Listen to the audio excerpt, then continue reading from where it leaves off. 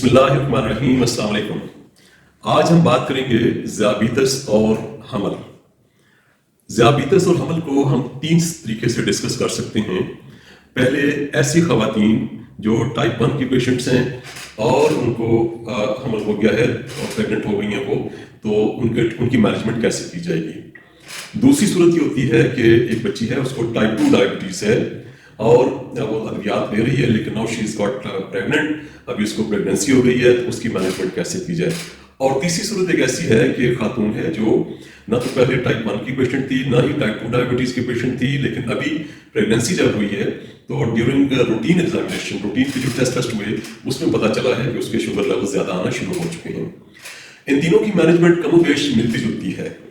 Type 1 के अंदर चूंकि एक ऐसी सूरत हाल है कि जहाँ पेशेंट ऑलरेडी इंसुलिन ही ले रही होती है, तो यहाँ हमने सिर्फ जो तब्दीली करनी होती है वो करनी होती है कि अगर वो इस तरह की इंसुलिन ले रही है जो कि प्रेगनेंसी में इंडिकेटेड नहीं है, उसकी इजाज़त नहीं है, तो हम उस इंसुलिन को रिप्लेस कर देते हैं ह्यूमन इंसुलिन के साथ। आमतौर से ऐसी इंसुलिन जो मॉडर्न इंसुलिन कहलाती हैं या जिनको इंसुलिन एनालॉग्स बोलते हैं, ये आमतौर से पेन की शक्ल में होती हैं और डिस्पोजेबल पेन की शक्ल में आती हैं।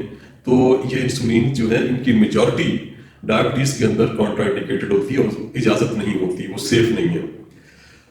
जबकि ह्यूमन इंसुलिन आपने आम तौर से सुना होगा, रेगुलर इंसुलिन है, एक 70-30 का कॉम्बिनेशन होता है प्रीमिक्स में, कभी मुख्तलिफ इसके जरा वो नाम है फार्मास्यूटिकल्स की कंपनी के। तो ह्यूमन इंसुलिन जितनी भी होती हैं ये सेफ होती हैं।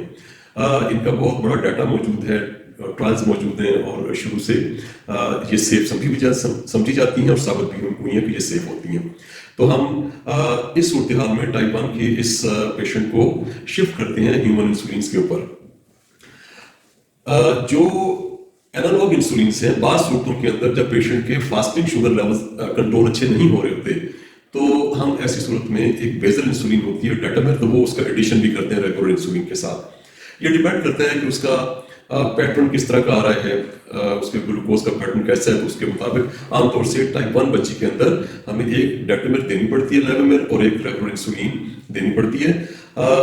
इसमें एक एनालॉग जो short acting ultra short acting analogue है, उसकी भी इजाज़त होती है, लेकिन हम ये समझते हैं कि सेफ चॉइस जो होता है वो रेगुलर इंसुलिन ही है।